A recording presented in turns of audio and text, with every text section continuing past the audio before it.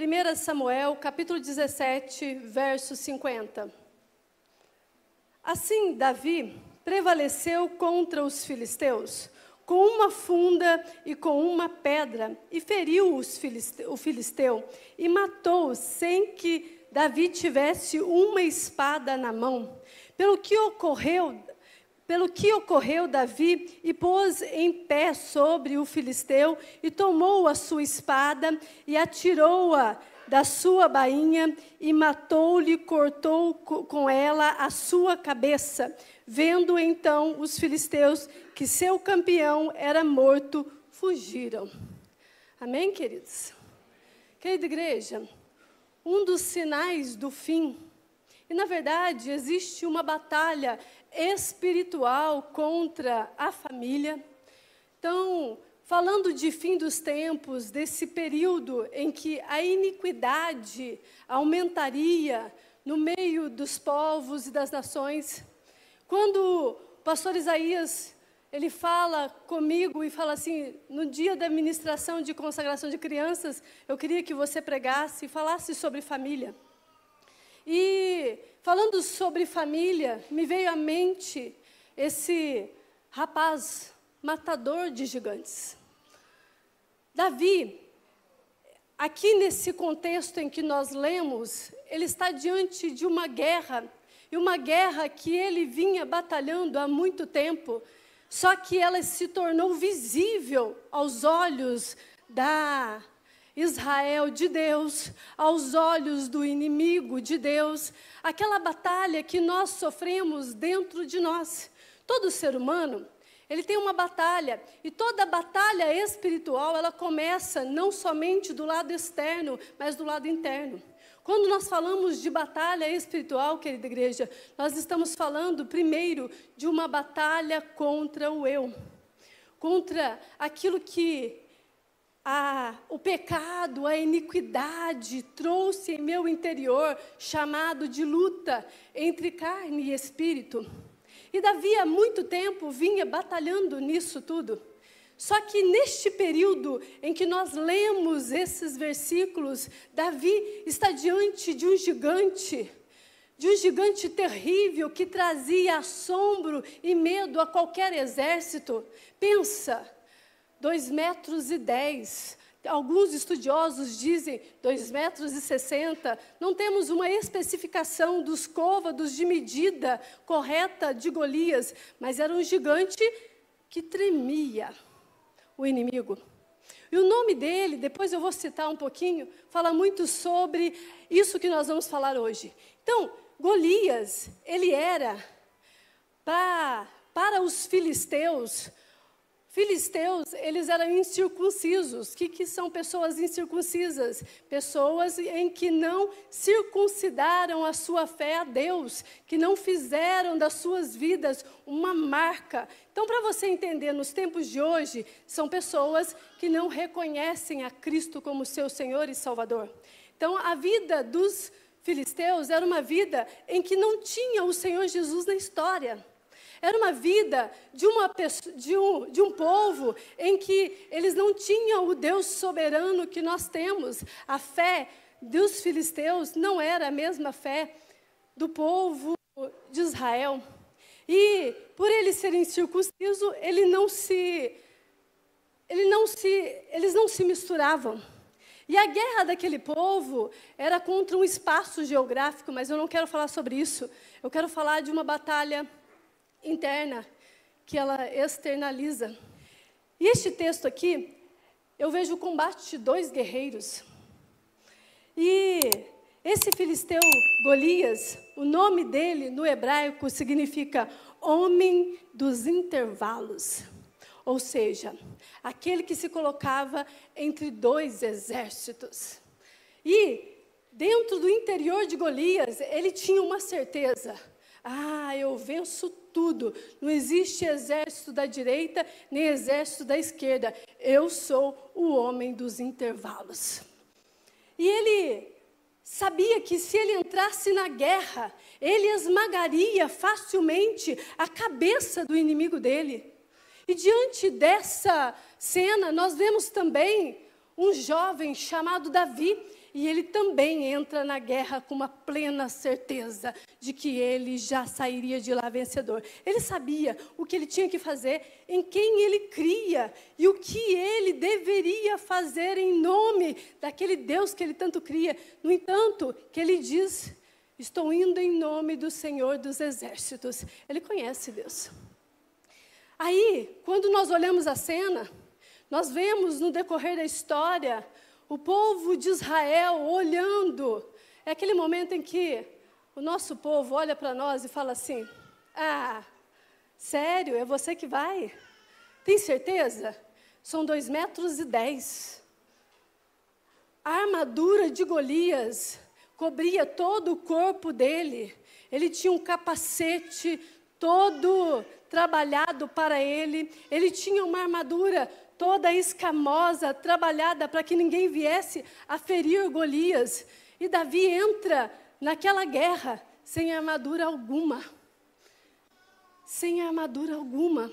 E aí, eu vejo os irmãos, a igreja, a sociedade em que Davi estava inserido, apontando para ele e falando: simplesmente um cuidador de ovelhas. E querida igreja, isso não afetou Davi nessa primeira guerra e batalha que ele tem. E ele vence na guerra espiritual, que ele está ali naquele momento, a sua orfandade. E eu quero falar com vocês sobre isso, quando nós somos pais e mães órfãos do Deus Todo-Poderoso. Nós trazemos para o nosso relacionamento familiar questões que nós estamos feridos. E isso não é só algo, não, eu sou só uma pessoa traumática, não é isso. O que envolve tudo isso se chama batalha espiritual, a destruição da família que Deus deseja dar e estar com vocês. Entende isso? Nós estamos vendo os dois guerreiros. Um guerreiro que se achava autossuficiente e dizia que ele poderia entrar entre dois exércitos e considerar-se um homem vencedor, e realmente ele era. E realmente ele era tudo aquilo que ele acreditava ser. Porém, havia de um outro lado um guerreiro considerado pela sociedade, pela própria família dele, até pelo próprio pai, como alguém insignificante, que não fazia diferença se estivesse lá ou não estivesse. E eu vejo um Deus soberano mostrando para mim e para você deste século, na sociedade ao qual a iniquidade tem se aumentado cada vez mais, e os conceitos familiares têm se perdido, e o espírito de orfandade tem dominado as mentes, os corações, falando conosco a respeito de guerras, de matadores de gigantes. Querida igreja, às vezes nós nos perdemos pensando em algumas coisas. Muitas das vezes, como igreja do Senhor, nós gastamos o nosso tempo em nossas feridas e dores. E esquecemos de um Deus que verdadeiramente levou sobre si todas as nossas dores, todos os nossos anseios. Gastamos tanto tempo reparando uns aos outros, deixando que a escassez domine o nosso interior, nos fazendo sentir miseráveis, não pertencentes a ambientes, mas o nosso Deus está aqui neste ambiente hoje dizendo que nós somos filhos. Que nós somos filhos participantes de uma história gloriosa, e essa é a história do Cristo vencedor.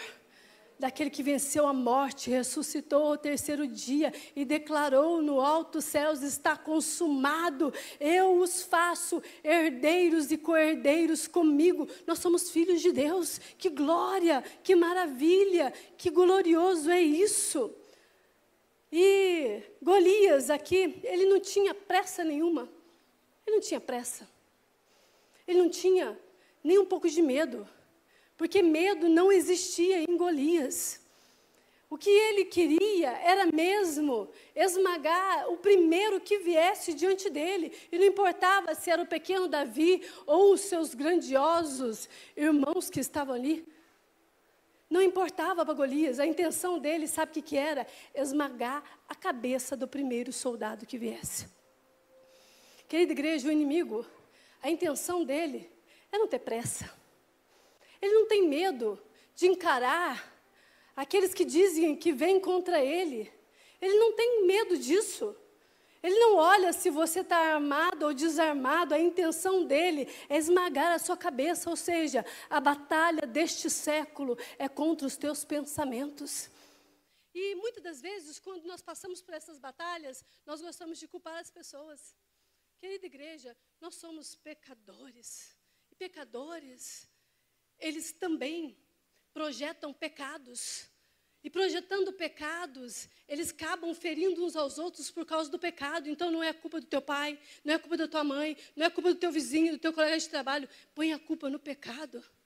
E a Bíblia diz que Cristo Jesus verdadeiramente levou sobre si esse peso do pecado. Mas nós ainda não compreendemos no nosso intelecto, porque a intenção do inimigo, desse que fica entre os exércitos, que fica entre os dois exércitos, fica todo o tempo lançando dardos inflamados em nossos pensamentos.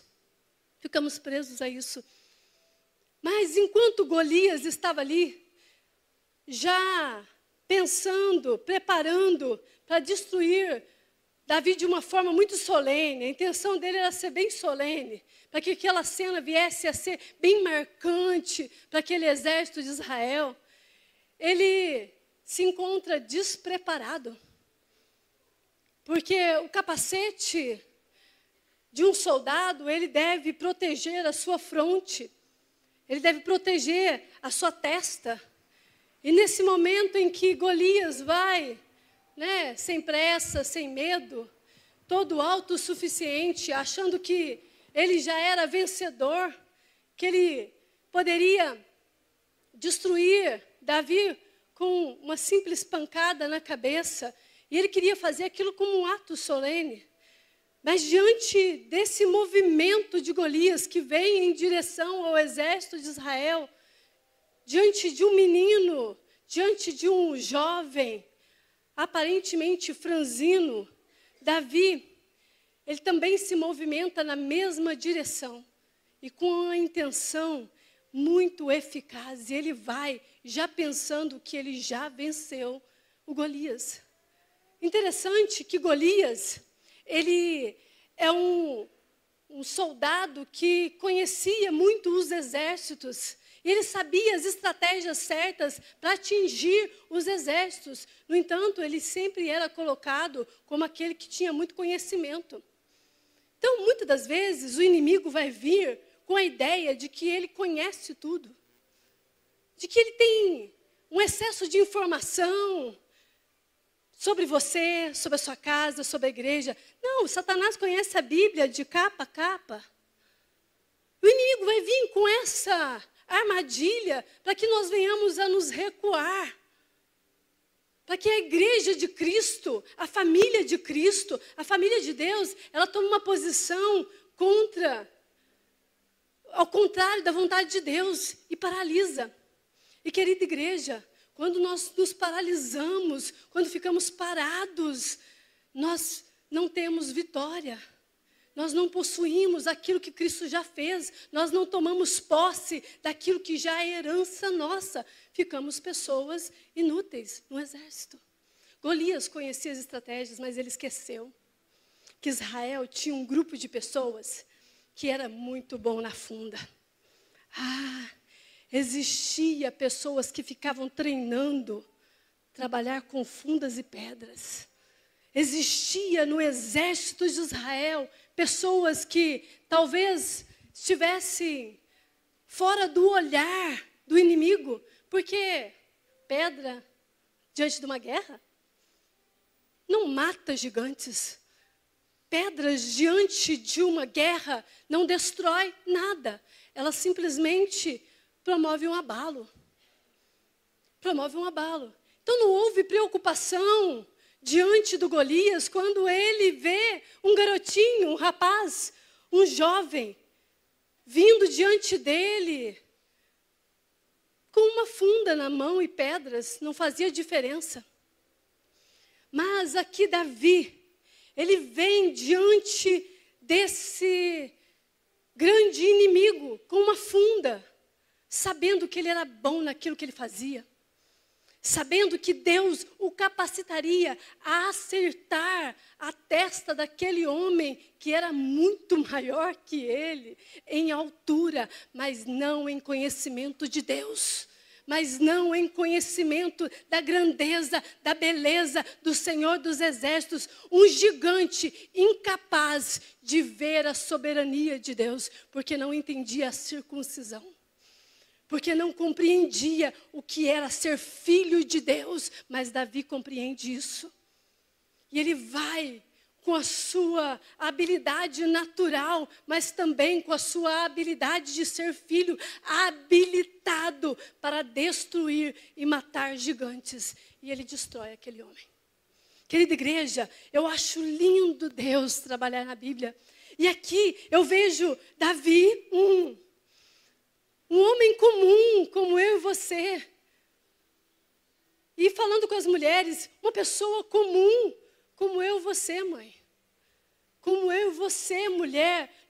Uma pessoa comum, que tem habilidades comuns, mas que sabe que diante de guerras terríveis, de inimigos que invadem a nossa casa, o nosso lar, nós temos o Senhor dos Exércitos.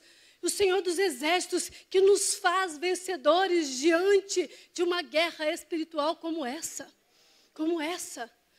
E Davi atinge a testa. A testa, a fronte. Sabia que quando nós vamos estudar a estrutura do crânio, os dentistas vão saber aqui, os professores de anatomia também. Aqui, a fronte é a região da frente, onde atrás desse osso está o cérebro, o córtex frontal. E eu achei isso muito interessante, porque quando eu comecei a ler que ele acertou a testa, Deus me fez pensar sobre isso. Davi, ele acerta justamente a região frontal do cérebro. E sabe o que acontece nessa região frontal do cérebro? É a parte de tomada de decisões. É onde nós temos raciocínio. É onde o ser humano tem planejamento, resolução de problemas. É onde o ser humano ele tem a sua atenção, a sua personalidade, o seu controle emocional. E na sua função, motora, ele controla a musculatura. Ele controla a parte muscular de um corpo. E também, nas suas funções motoras, é a expressão da emoção através dos movimentos, como eu estou fazendo. Querida igreja, isso me fez pensar muito. Porque diante de uma guerra, Deus fala assim, ele está vindo contra a sua cabeça. O inimigo está se levantando contra os teus pensamentos. Mas diante da guerra que está aqui, entre dois exércitos, um exército em que cria em um Deus totalmente diferente ao Deus de Israel, a um exército em que sacrificava crianças em seus cultos, em adoração àquele Deus, em um ambiente em que a fertilidade era importantíssima para aquele povo, porque o Deus que eles adoravam era o Deus da fertilidade da terra. Ou seja, eles consagravam as suas comidas, eles consagravam o seu dinheiro e eles matavam crianças em nome desse Deus. Levanta o Senhor dos Exércitos, quebrando esse padrão de pensamento, destruindo o inimigo da família. Destruindo o inimigo dos lares com uma simples pedra que atinge atinge a fronte do inimigo. E eu vejo aqui um Deus soberano que faz um exército inteiro recuar por causa do poder da sua palavra. Por causa do poder que existe nele. E num piscar de olhos, Golias cai. E sabe o que Davi faz quando ele cai? Já que o negócio é na cabeça, eu já vou arrancá-la de uma vez. Querida igreja, isso é uma tipificação do Cristo. Aquele que venceu a morte e ressuscitou ao terceiro dia, que esmagou a cabeça da serpente. É muito claro e visto nesse texto isso. E nós podemos perceber que a nossa família não é afetada, porque os nossos pensamentos pertencem àquele que venceu. E esse é Cristo Jesus. A nossa família, ela tem um nome. A nossa família tem uma herança. A nossa família tem um destino profético. E falando sobre isso, nós nos tornamos matadores de gigantes. E nós estamos treinando matadores de gigante. É isso que Deus quer falar conosco hoje, como família. Para completar aquela execução maravilhosa, né? Davi, ele desembanha a espada do próprio inimigo. E ele passa e corta a cabeça do inimigo diante de todos que estavam ali. E aí, aquele que era pequeno se torna grandioso diante dos olhos dos demônios, das testemunhas que diziam que ele não era capaz, e da própria família. E ele vence a batalha espiritual contra a orfandade. Esse é o nosso Deus. Esse é o Deus que nós falamos. E, consequentemente, a derrota dos filisteus faz com que eles fujam por causa da posição de um. Se na tua casa você se levantar diante desse exército, por causa da sua posição de tomar a liderança, de fazer as coisas acontecerem, o inimigo vai embora, ele foge. Ele foge. E olha, os filisteus eram inimigos antigos do povo de Deus, viu? Então, olha assim, são família. Mas eu quero tratar em específico como educar filhos a um destino vitorioso. E, primeiro, eu pus aqui, supere os seus traumas familiares. 1 Samuel, capítulo 16, verso 11. Disse mais Samuel a Jessé, acabaram-se os jovens? E disse ainda, falta o menor, e eis que apacenta as ovelhas. Disse, pois, Samuel a Jessé, envia e o manda o chamar, porquanto não nos assentaremos em roda da mesa até que ele venha aqui. Querida igreja, não se curve à sua dor.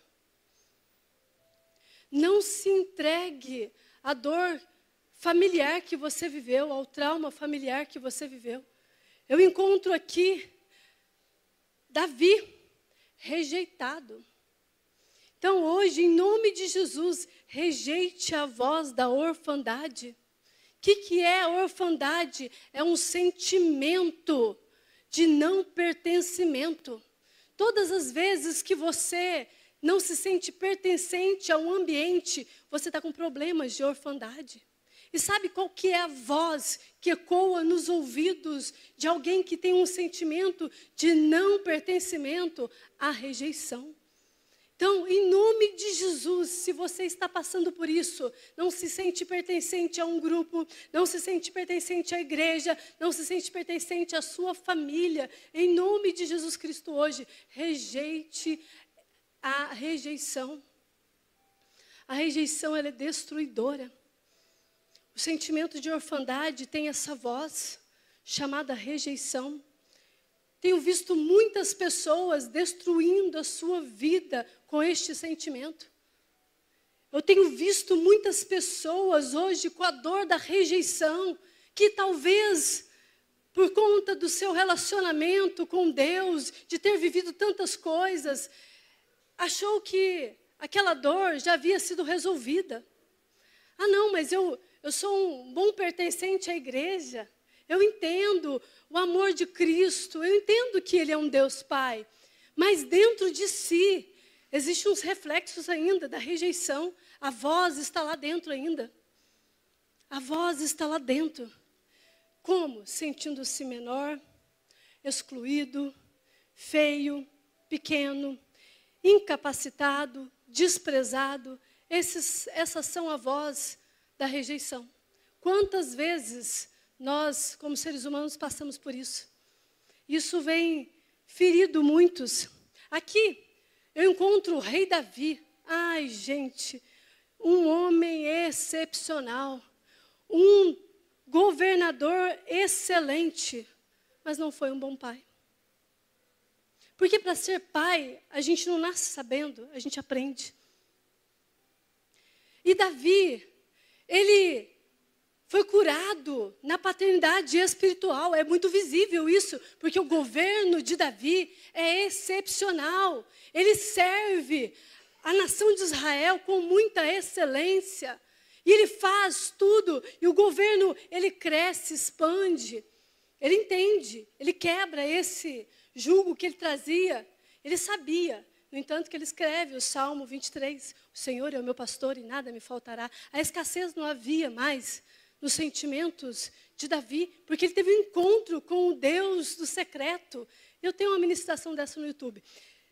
Com o Deus do secreto. E nesse encontro com o Deus do secreto, ele tem experiências sobrenaturais, incríveis, ao ponto dele não lutar com a força do seu braço, mas pelo poder do Espírito, e ele mata leões. Ele destrói, né, aqueles que tentam contra o rebanho da família. E olha, Jessé não era um homem qualquer. Ele era conhecido em Israel, rico. E ele recebe a visita do profeta Samuel. E ele faz essa pergunta. Não está faltando ninguém, porque eu pergunto para Deus. E ele fala que não é nenhum desses que está aqui. E aí ele fala, nossa, aquela assim, lembrei. É o meu menorzinho. É o meu menininho, ele está lá no meio do pasto, cuidando das ovelhas. Mas ele só é um pastor de ovelhas. Querida igreja, dentro do coração de Davi, veio uma raiz de rejeição. Aí como nós, como igreja, precisamos cortar isso de nós. Porque não adianta nós sermos grandes governadores e ainda carregarmos dentro da nossa família a questão da rejeição. Porque o reflexo dessa rejeição do pai veio para o relacionamento familiar dele. E ele não foi um bom pai. Não foi. Ele é omisso. Porém, Deus escolheu Davi para substituir Saul. Então, olha, não é porque a sua família é imperfeita, porque esse filho é o filho que você isola ele, ou se você é o isolado da casa. Querida igreja, isso não pode ser o teu destino. E você tem que apontar para os seus filhos que o destino deles não é destino de pessoas derrotadas, mas um destino de pessoas cheias da unção de Deus para viver coisas extraordinárias. E olha, quando Samuel, o profeta, chega naquela casa, querida igreja, quando a presença de Deus vem com o profeta, vem muitas respostas. O pai Jessé ouve algo que talvez ele não tinha nem pensado que ele estava fazendo. Veio a revelação da verdade na mente daquele pai, quando ele pergunta, não tem mais nenhum filho? E ele fala, e eu acho que dentro do interior, quando a palavra de Deus é revelada a nós, pais e mães, nós entendemos e falamos assim, meu Deus, eu tenho refletido no meu filho a rejeição. Querida igreja, eu quero dizer para você, a Deus não há nada oculto, Ele sabe. E Ele está aqui para te curar. Ele está aqui para te curar. Ele está aqui para sarar essa ferida. Feridas, elas devem virar cicatrizes, ao qual você olha nela e fala, eu carrego em mim as marcas de Cristo. Porque não é sobre uma ferida sangrante, mas uma ferida que foi costurada pela cruz de Cristo. Uma ferida transformada pela graça. Então você não é o que seu pai diz. Você não é o que sua mãe diz. Você não é o que a igreja muitas das vezes aponta. Ou a sociedade aponta, ou os seus próprios irmãos apontam para você. Não existe pequenez diante dos olhos do Senhor. E olha, os meninos de Jessé eram grandes. Essa conversinha de que Davi, ele era nãozinho, tira isso da cabeça. Ele também tinha o mesmo estereótipo físico da família. Porque pega uma família, você olha assim, você sabe quem que é o pai, a mãe e os parentes, tudo, porque todo mundo parece. Tudo tem a carinha um do outro. Porque família é assim. Não existe o menorzinho e o maior. É uma família porque um completa o outro nas suas fragilidades e nas suas riquezas. É aquilo assim, uma troca entre um e o outro. Só que Davi, ele carrega uma rejeição de não sentar à mesa. No entanto, que o profeta fala, enquanto ele não chegar, nós não sentaremos à mesa. Ah, querida igreja, ele teve relacionamento com o bom pastor, e o bom pastor foi à casa de Jessé. O bom pastor foi à casa de Jessé e disse, enquanto todos não assentarem à mesa, não haverá milagre de unção neste lugar. Porque o que importa para Deus é a família junto. Nós não podemos ser inimigos uns dos outros. Até quando vamos carregar as mágoas no coração, não perdoando nosso pai quando ele foi agressivo? Não cuidando da velhice da mãe, porque a mãe um dia te espancou, te abandonou, te levou a lugares ruins, ou fez algo que deixou você muito ferido. Querida igreja, o Espírito do Senhor, nesses últimos tempos, tem o desejo de curar famílias. Isso inclui você no indivíduo também. Porque tudo começa em mim. Tudo começa em mim. Eu abrir o meu intelecto para entender quem Deus é. E quando os presentes ali aguardam a vinda do menino,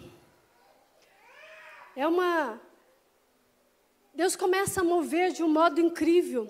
E o espírito de orfandade foi vencido na vida de Davi naquela noite em que a palavra de Deus foi revelada ao pai dele. Deus curou o pai dele. Deus curou o pai Jessé. Deus cura também naquele momento Davi, porque ele recebe a unção de ser rei de Israel. E ele entende o destino profético que ele tinha. Porque de forma incrível, após aquela unção, as coisas na vida de Davi começam a acontecer sobrenaturalmente, e ele se torna o grande rei de Israel. Porém, querida igreja, ele ainda tinha uma voz dentro dele chamada rejeição. A orfandade espiritual foi quebrada, porque ele já tinha conexão com Deus Pai. Ele já sabia que ele era o bom pastor, que nada faltaria a ele, não havia escassez na vida dele, ele era pleno em Deus, mas tinha algo na alma de Davi, que muitas das vezes nós como crentes perguntamos assim, mas por que eu não consigo liberar perdão, por que eu não consigo fazer isso ou aquilo outro? Porque nós deixamos a nossa alma encarcerada. Nós não abrimos as janelas da nossa alma para que Cristo venha transformar completamente o nosso interior. E a voz da orfandade ainda ecoa dentro dele. A rejeição está lá ainda. Falta uma identificação real com o seu pai terreno. Falta uma identificação real, fazendo com que Davi ele não venha e não aprenda a ser pai, porque ele não senta na mesa com o pai dele. E é esse que é o dilema. Ele foi curado totalmente, da orfandade, mas ele ainda tem que encarar o dilema de não ter aprendido a ser pai. E o reflexo da rejeição, ou seja, houve algo lá que ficou ferido.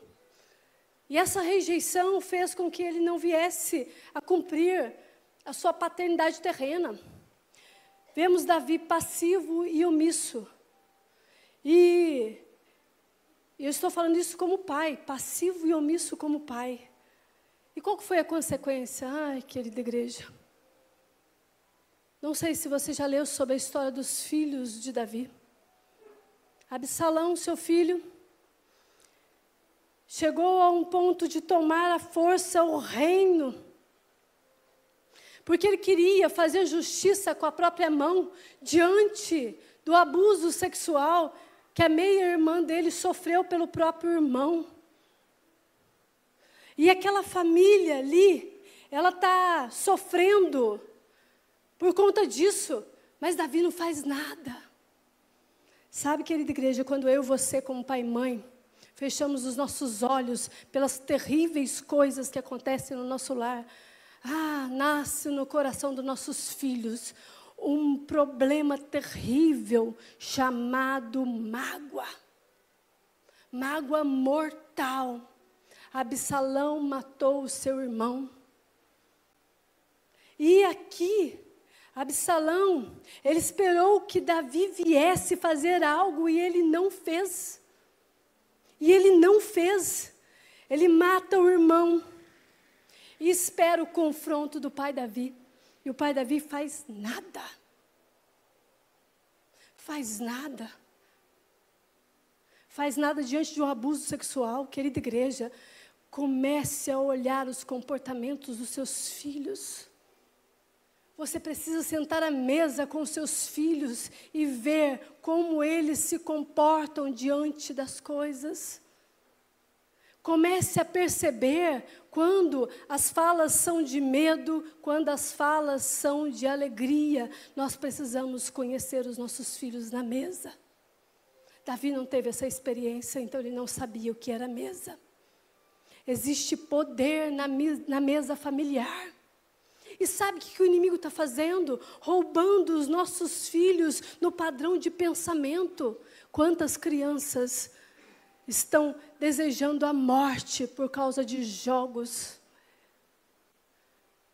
Querida igreja, quantos jovens e adolescentes estão trancafiados no quarto porque estão presos em pornografia e o pai e a mãe não se preocupam em saber como eles estão e eles estão sofrendo por conta desse vício.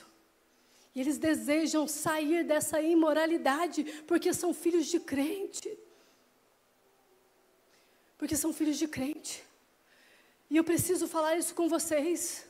Nós não podemos ser omissos e passivos diante dos nossos olhos e verem os nossos filhos se perdendo em coisas que nós não queremos cutucar porque temos medo. Porque temos vergonha da sociedade saber como está a nossa casa. Porque não queremos que a igreja se intrometa naquilo que nós chamamos de família perfeita. E família perfeita é família que encontra a graça de Cristo. Família perfeita é aquela que é envolvida pelo Deus soberano e eterno. Nós não podemos fechar os nossos olhos. Absalão criou em seu coração uma mágoa mortal no seu coração. O coração daquele rapaz, daquele homem, foi tomado de mágoa. E quando nós estamos com o coração cheio de mágoa, a gente só pensa naquilo que nós queremos fazer para destruir o outro. Querida igreja, que o Espírito do Senhor hoje venha até você trazendo a revelação de Cristo Jesus, para que o seu entendimento, para que a sua vida, os seus olhos espirituais estejam abertos às coisas que estão acontecendo no lar. E eu estou falando de uma batalha contra a tua casa, de um gigante terrível. Mas nós estamos formando matadores de gigantes. Que nessa noite saia deste ambiente pais e mães, matadores de gigantes, que ensinam filhos a serem matadores de gigantes, porque não tem poder contra uma igreja que crê no Senhor dos Exércitos. Não tem poder contra uma família que crê no Senhor dos Exércitos. Querida igreja, a dor que Absalão sofre é chamada aqui, e eu tenho que contextualizar naquilo que eu estou falando, a dor da rejeição e da orfandade. A mesma coisa que tinha dentro do coração do pai, está dentro do coração do filho. Por quê? Porque Davi não quis resolver o dilema do papai. Você precisa perdoar sua mãe. Mas eu tenho que conviver? Perdoa sua mãe. Após isso, nós vamos descobrir se vai conviver ou não. Perdoa o seu pai. E com o tempo, nós vamos descobrir se essa convivência vai trazer cura sobrenatural. E aí, querida igreja, essas questões vão sendo quebradas e desfeitas. Nós precisamos resolver os nossos dilemas aqui, O nosso Deus continua soberano, a promessa dele permanece. Aquilo que ele falou a nosso respeito está determinado, mas nós precisamos perdoar uns aos outros. E o perdão é o reflexo daquilo que Cristo fez por nós. Nós não éramos merecedores do perdão. A sua mãe não merece perdão. Seu pai não merece perdão. Esse primo teu que abusou, não sei, não faço ideia. Não merece perdão. O maior assassino, o serial killer dos últimos tempos, ele não merece perdão. Mas Cristo Jesus verdadeiramente morreu por ele. Pelos pecados dela, dele, seus pecados. Mas muitas das vezes nós nos fechamos nas mágoas. Mágoas destroem, ao ponto de nós matarmos os nossos irmãos, para cometermos justiça própria. Justiça própria. Então não seja passivo. Não seja omisso diante do que está acontecendo na tua casa. Quantos pais e mães se trancam em seus próprios deleites, esquecem dos jovens,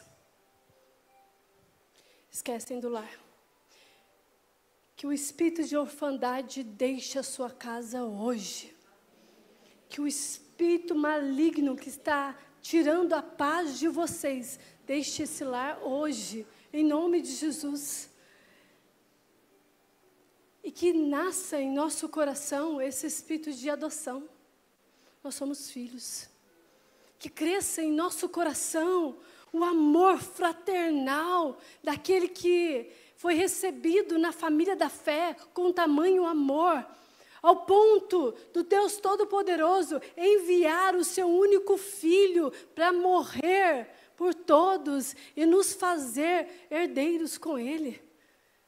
Nós nos tornamos família de Deus. Isso é glorioso. Aceite primeiro ser acolhido por Deus, como Davi fez.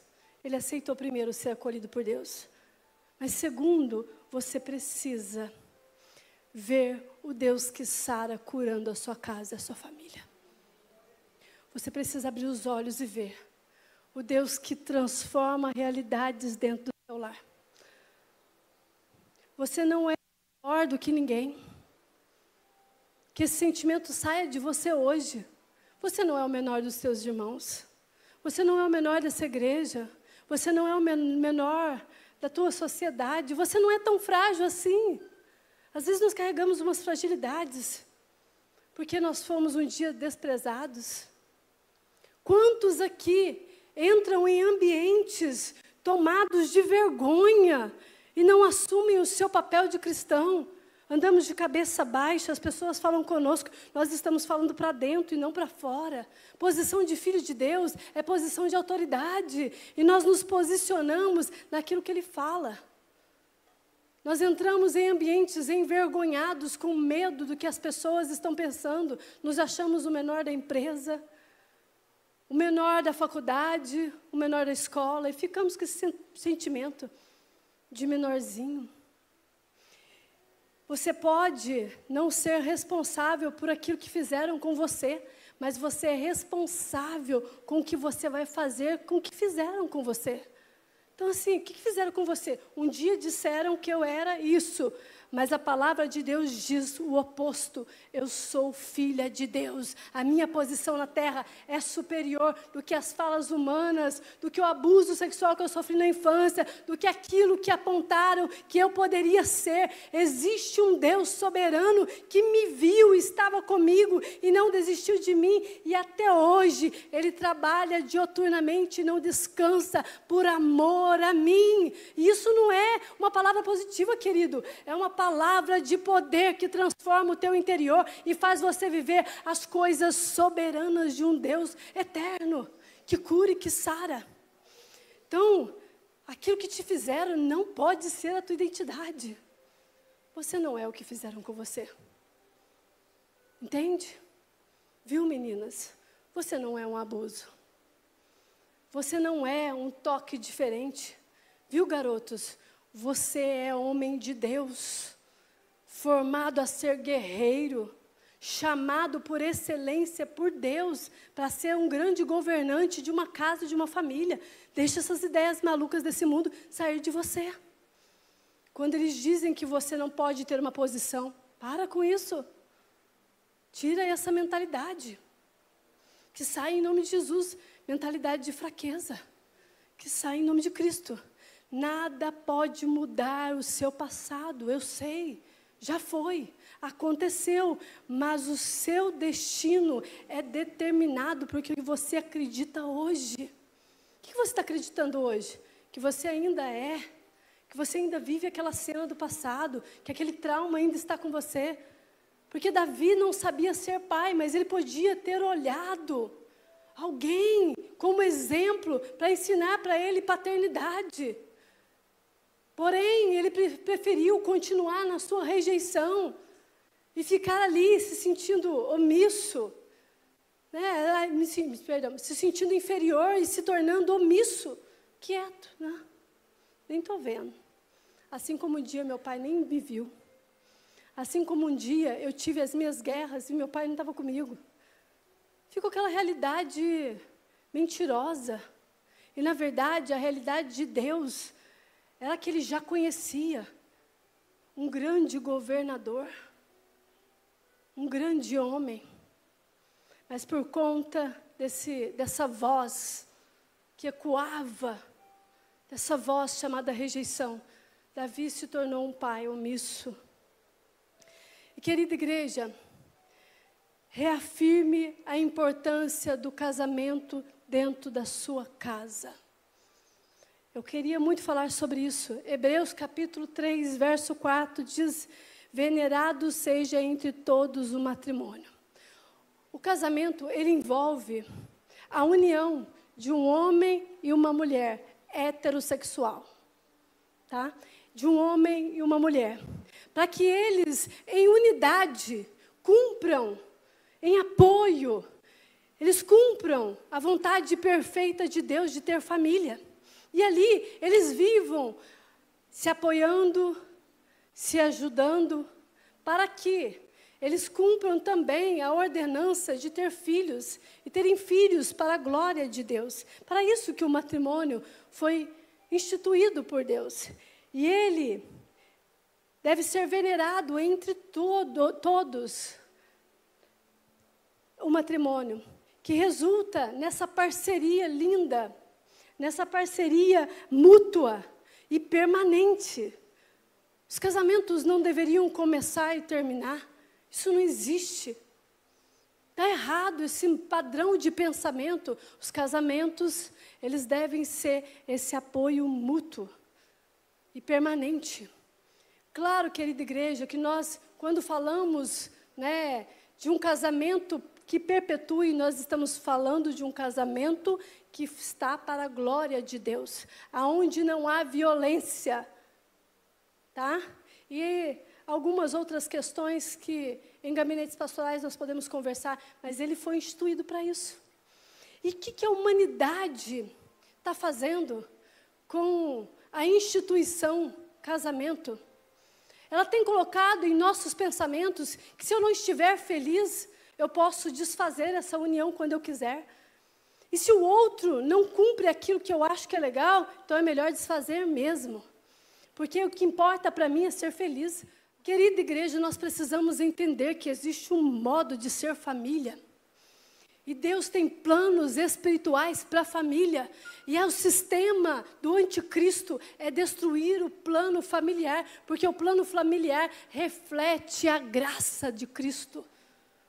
O casamento, quando nós vamos ministrar, ontem nós tivemos um casamento aqui, é o símbolo do noivo com a noiva, a igreja, e o seu noivo amado, Jesus Cristo. E é lindo. Aquilo deixa o nosso coração impactado. Não existe biologia que nos faça pensar outra coisa, a não ser a união soberana de um Deus eterno com a sua igreja. E isso, quando nós olhamos o casal, nos faz pensar sobre isso. E o que tem acontecido na sociedade? Um padrão de pensamento contrário. Afetos de amizade entre meninas viram um outro tipo de afeto. Elas se confundem se é amizade ou se é um sentimento, né, de namoro. Querido, tem uns afetos que a gente tem com os amigos, que, nossa, a gente fica tão feliz de ter aqueles amigos por perto, como se fosse um irmão. É uma paixão que você tem por aquele amigo seu, que ferve o teu coração, que você quer ficar perto, quer conversar, quer ter bons momentos. As meninas de 9 anos, os meninos de 9 anos, estão confundindo isso, porque a sociedade tem sexualizado as crianças. O meio de internet tem sexualizado muito cedo as nossas crianças. E papai e mamãe, você precisa sentar com o seu filho e falar sobre sexualidade saudável antes que eles aprendam de outra maneira. Por favor, faça isso. Faça isso em nome de Jesus. Faça isso em nome de Cristo Jesus. O casamento é uma dádiva. E ela é coroada com os filhos. E não tem como ser fora do relacionamento entre homem e mulher. A adoção, ela faz parte do nosso sistema de igreja. E nós deveríamos adotar mais crianças que estão em orfanatos como igreja. E cumprir isso como um ato de amor. A igreja deveria estar alcançando mais os orfanatos, trazendo a realidade do reino, introduzindo pessoas feridas, rejeitadas a um ambiente de cura e transformação. Mas não, nós ficamos preocupados com a genética que aquela criança tem. Ah, mas que família que veio? Vai ter problemas para mim. Que bom que tenha problemas, porque famílias, elas têm que ter reflexo da graça de Cristo. Nós precisamos ser doadores de vidas, independente se o outro vai responder sim ou não. Independente se o outro vai fazer algo que vai nos ferir. Para finalizar, revise constantemente o papel do homem e da mulher no casamento. Nós precisamos revisar isso. É uma luta de poderes. É uma briga, uma rixa sem fim. Meu Deus do céu. Eu ganho mais que ele. E eu tenho que ganhar mais que ele mesmo, que eu tenho que ser independente. Que bom, querida. Glória a Deus por isso. Tudo junto se torna uma família abençoadíssima financeiramente. Mas quando eu falo de uma figura masculina, e olha, masculinidade não tem a ver com machismo, viu? Homens masculinos são homens que cumprem a vontade de Deus. Então, a figura masculina, quando ela cumpre o seu papel como sacerdote, como profeta, como provedor, automaticamente a figura feminina aparece no ambiente. Não é isso que Gênesis 2 faz? Quando Deus olha Adão ali naquele momento, ele está numa figura sacerdotal. O que é um sacerdote? Sacerdote é aquele que leva as demandas do pecado do povo a Deus. E dentro do lar, o que é? É o homem que coloca a sua família em oração, que mostra para os filhos que ele ora, que mostra para a esposa que ele é um homem de oração e ele coloca as demandas da família de um modo sacerdotal, governando aquele ambiente dessa maneira. Ele traz para aquela casa o Espírito de Deus, porque ele coloca as demandas da família.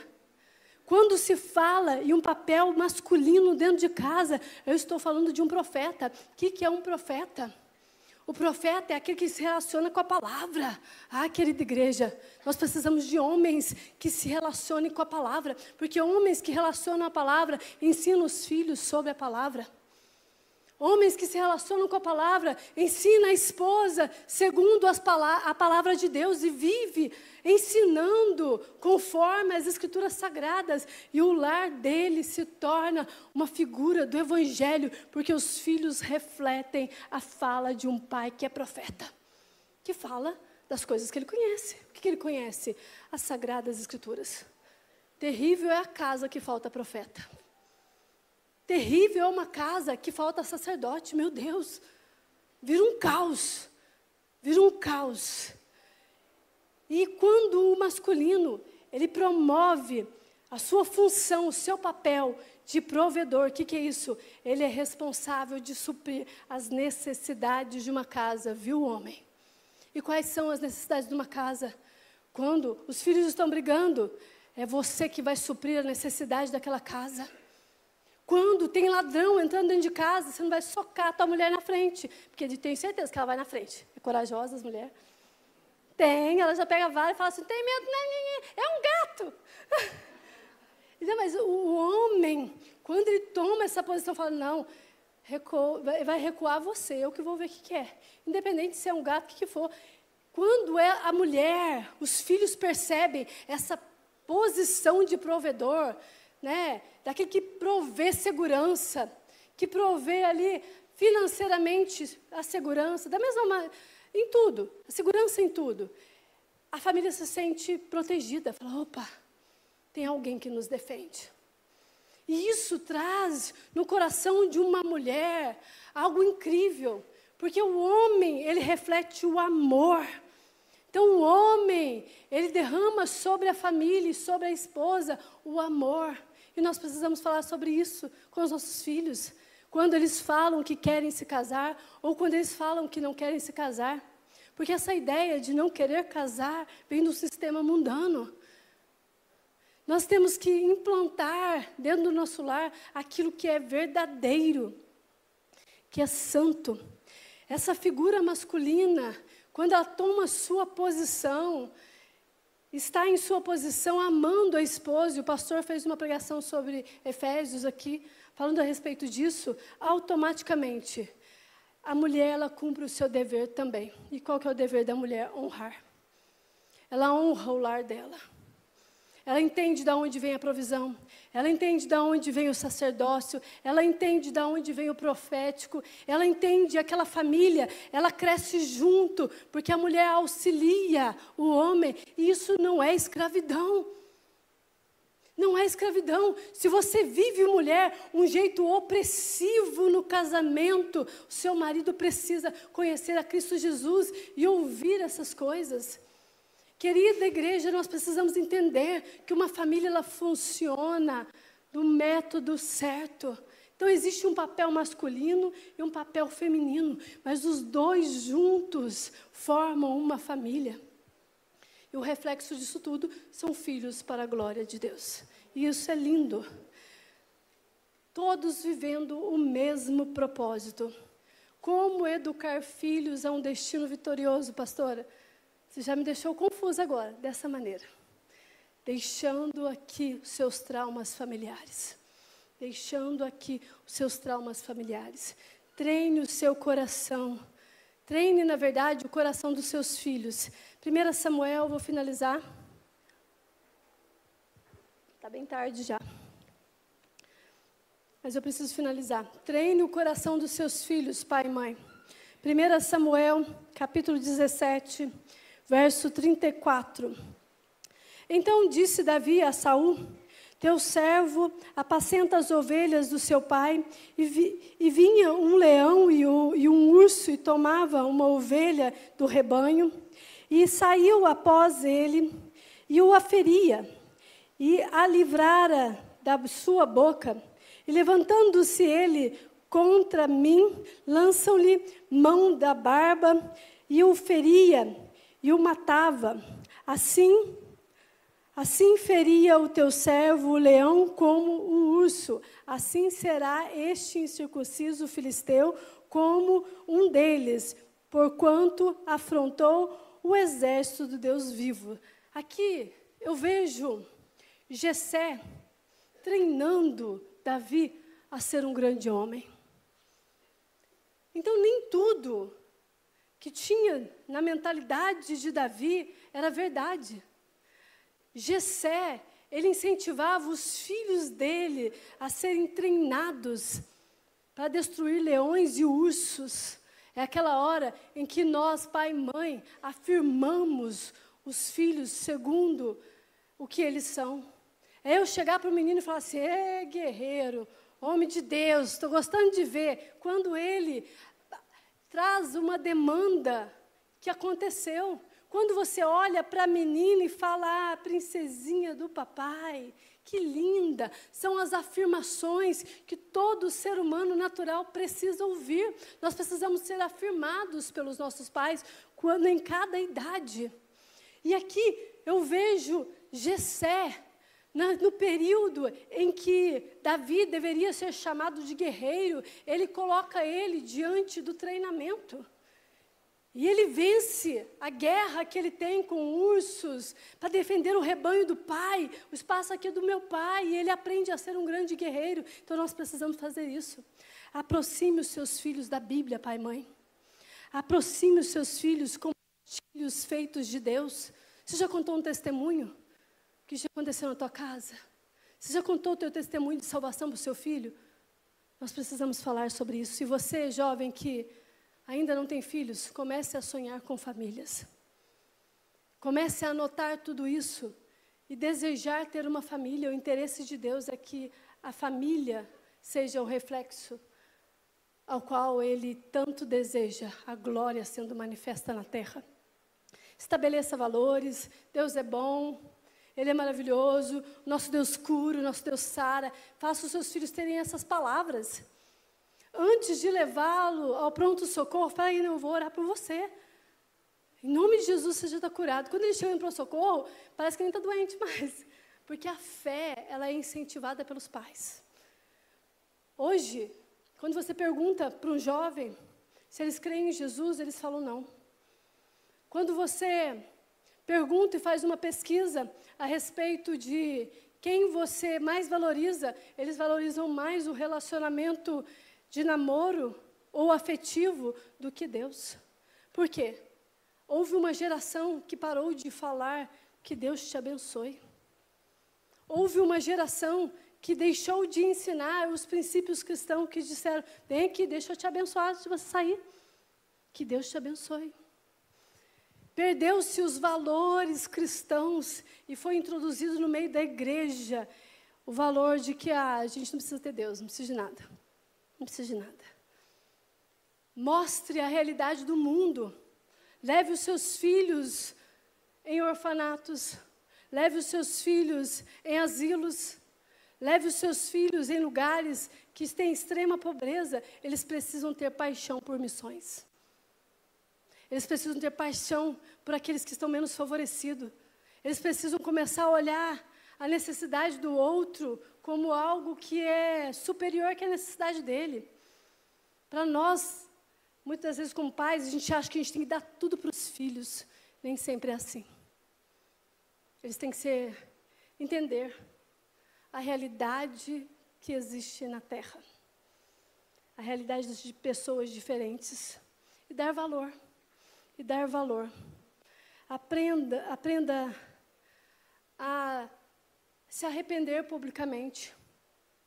Ensina o teu filho a fazer isso. Quando você fala algo grosseiro com a esposa ou com o filho, você ser capaz de humilhar-se e dizer, me perdoa, meu filho. Me perdoa, minha esposa. Isso muda o ambiente familiar. Muda. A paz reina. As coisas acontecem. E discipline, por favor, com sabedoria. Com muita sabedoria. Os filhos precisam ser disciplinados, mas com muita sabedoria. Não se agrada demais, não seja omisso como Davi. Mas também é necessário ter uma disciplina muito sábia. Exponha seus filhos ao sobrenatural. Querida igreja, vamos finalizar esse culto com isso. Você precisa expor o seu filho ao Espírito Santo de Deus. Eles precisam vir ao culto e compreender as coisas espirituais. Davi, ele é cheio do Espírito quando o óleo do Senhor é derramado na cabeça dele.